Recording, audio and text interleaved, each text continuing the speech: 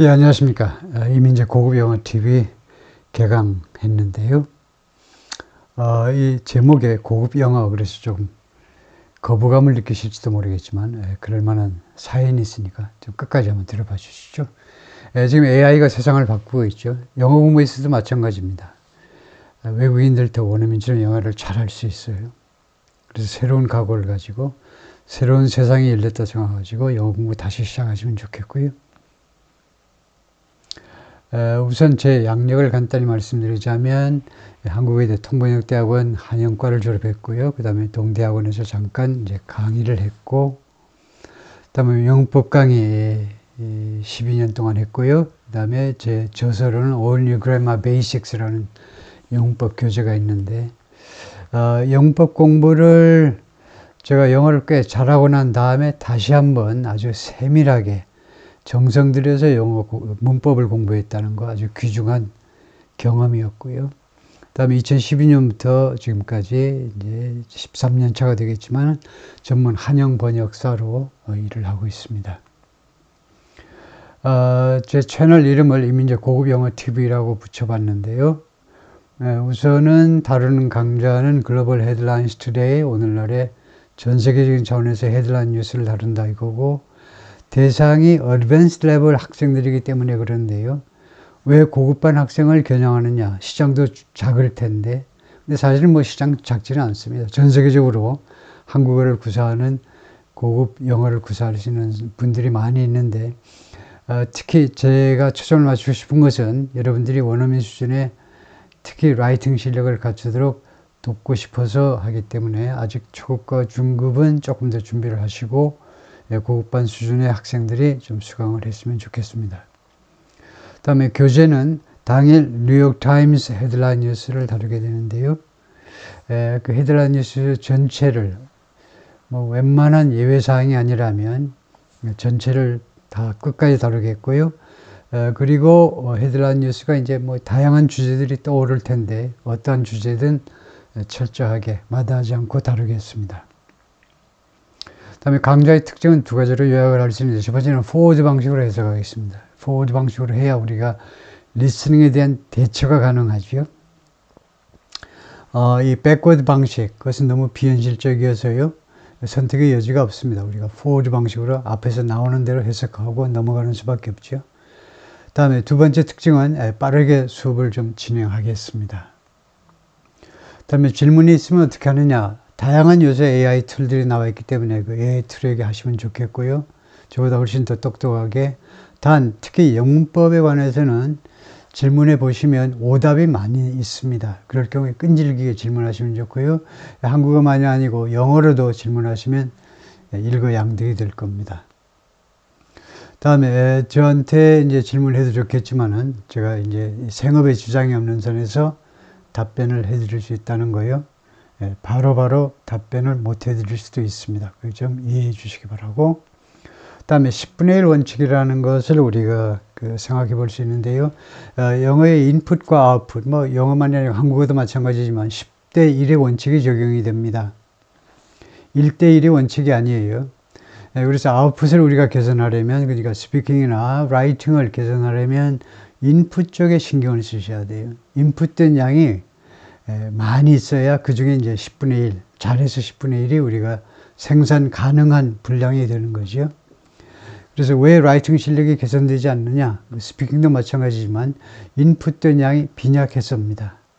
그래서 원어민들이 다시 한번 우리가 생각해 봐야 되는 것은 인풋된 양, 이 사실에 대해서는 다 알고 있지만 우리가 좀 간과해서는 안 되는 사실이 뭐냐 하면 원어민들이 리스닝, 리딩에, 즉 인풋에 얼마나 많은 시간을 투자하는지를 좀 생각해 보셔야 돼요. 상상할 수 없을 정도의 많은 시간을 투자하는 거죠. 그래서 우리도 그만큼 투자하면 똑같은 결과가 생기는 거죠. 다음에 지금 이 NYT 헤드라인 뉴스를 다룬 데 있어서 프라이어리티를 어디에 두느냐 하는 건데요. 스트럭처도 챙겨야 되고 문장 구조 말이에요. 그 다음에 베이직 인포메이션도 챙겨야 되고 어휘도 늘려야 되는데 어떻게 하느냐. 이게 1번이고 이게 2번이고 3번이고 이러면 좋겠습니다. 스트럭처 쪽을 우리가 챙겨가지고 우리가 스피킹 라이팅에 있어서 특히 라이팅에 있어서 우리가 구사할 수 있는, 이용할 수 있는 문장 구조를 좀 다양화하면 되겠고요. 다음에 이게 왜 넘버원이냐 하면 또 한 가지 이유는 이게 가장 시간이 덜 걸리기 때문에 1년이면 충분합니다. 두 번째는 베이식보다는 백그라운드 인포메이션, 배경 정보를 조금 더 챙기시면 팔로우업 하기가 좀 쉬워지고요. 어휘는 세 번째로 장기간 그 사업이다 생각하고 챙기셔야 되겠습니다. 다음에 우리가 영어 예를 들면 라이팅을 하는 데 있어서 이제는 감수까지 맞춘 작품을 내놓아야 돼요. 왜냐하면 감수가 이제는 그 네이티브 스피커들이 하는 게 아니고 사람이 하는 게 아니고 AI 툴이 이제 다 해버릴 수 있기 때문에 AI 툴 감수는 누구나 무료로 아무 때나 우리가 이용할 수 있습니다. 그래서 좋은 잉글리시 라이터가 되려면 감수까지 맞춘 작품을 내놓아야 돼요. 그러려면 문제가 되는 것은 이 AI가 제시하는 또는 권고하는 이 영문을 여러분들이 평가할 수 있어야 돼요. 그대로 이용했다가 큰 거 다칠 수가 있어요. 오류가 거기 들어갈 수 있죠. 그래서 평가해서 수정할 것 있으면 수정 요청할 수 있는 능력이 있어야 되겠다. 그죠? 그래서 옛날보다 많이 편해진 반면에 또 한편에서 생각하자면 굉장히 도전적인 상황이 되어버린 거죠. 그리고 우리가 또 챙겨야 되는 사실은 뭐냐 하면 이 아웃풋 쪽에 있어서 전 세계적인 상향 평준화가 이미 발생하고 있습니다. 이제는 한국 사람이 쓴 글이든 인도 사람이 쓴 글이든 영어 이야기지만 네이티브 스피커가 쓴 글이든 평준화됐어요.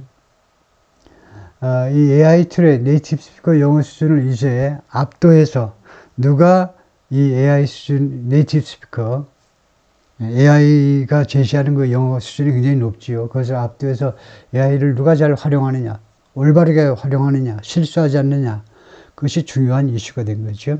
그래서 충분 조건은 아닙니다. 그렇지만 필요 조건이 뭐냐? 이제 양질의 영어 인풋 양을 대폭 늘리셔야 돼요.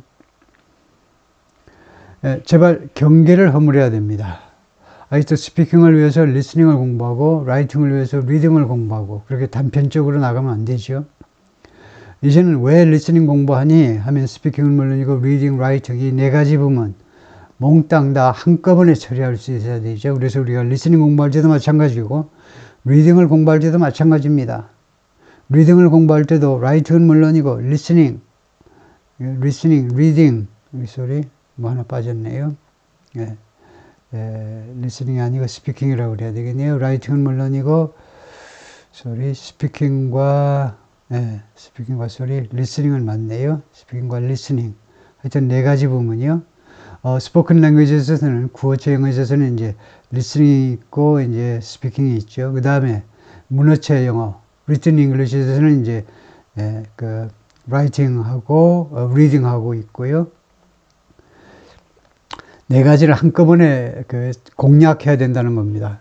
이게 왜 중요하냐면 특히 우리가 영어 리딩 공부를 하는 데 있어서 최소한 발음이 제대로 된 리딩 공부를 하셔야 돼요. 그래야 리딩 공부의 결과가 리스닝 이런 데도 이제 적용이 되고 스피킹에도 도움이 되는 거죠. 그래서 제가 최선을 다해서 여러분을 열심히 도와드리겠습니다. 감사합니다.